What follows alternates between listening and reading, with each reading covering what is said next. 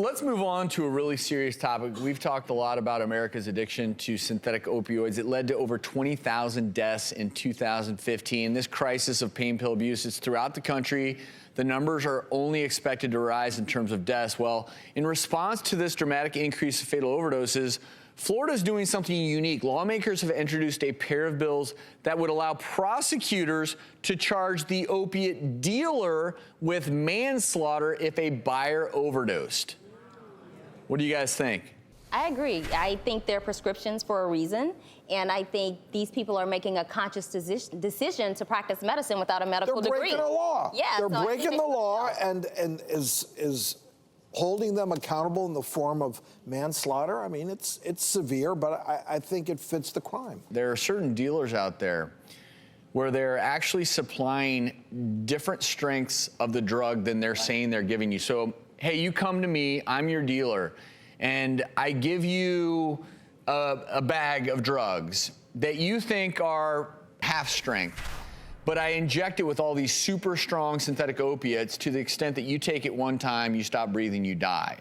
Not only are you a dealer in that case, to me, you are then a murderer because you knowingly give someone a product that will likely cause them to stop breathing and die. To me, you should be charged with manslaughter there. I think it's very difficult otherwise to know.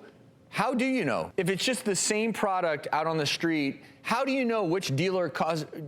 I don't know how you determine it. You're not going to be able to charge them unless you know for sure that it was them. Yes. We have to figure out there are certain synthetic opiates getting into this country from abroad that are so strong. It's literally like rolling the dice. China has this new super opioid. Right? We've got to figure out that's where we have to stop this, because you can't possibly stop this epidemic at the level of the street.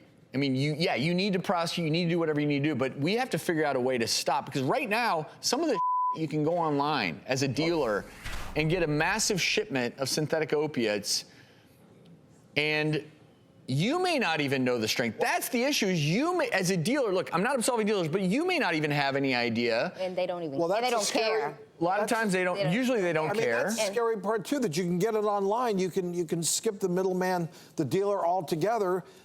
Then that begs the question: should the internet site be held liable as well?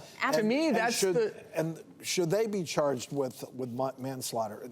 I would say yes. Absolutely. Yeah. And then as professionals, as physicians, we do give out too many opioid prescriptions. And I want women to be careful in particular, because a lot of women are diagnosed with chronic pain. And a lot of those women are given pain medication at higher doses and for longer periods of time. And women actually become addicted to pain medication more easily than men do. So you have to be really careful. The word is getting out, and I'm trying to think if this has happened before. This week, a patient, surgical patient, I gave her Percocet, as we do. She came back, I think, a week later with basically the whole bottle full. She just handed it to me and said, I don't need these anymore. I don't want these around. I went, good for you.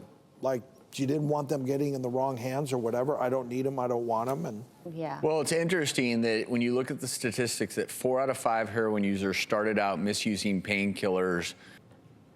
These are prescription painkillers. So if 80% of heroin users started off with a prescription, everyone needs to look in the mirror here. And hey, look, hopefully this new law, if it passes, will help put a stem to this. The fact that in Florida alone, the death rate has increased so very much, 80% increase in 2015. It's not just Florida, it's every state in the country. So we all just need to be more vigilant, more ahead.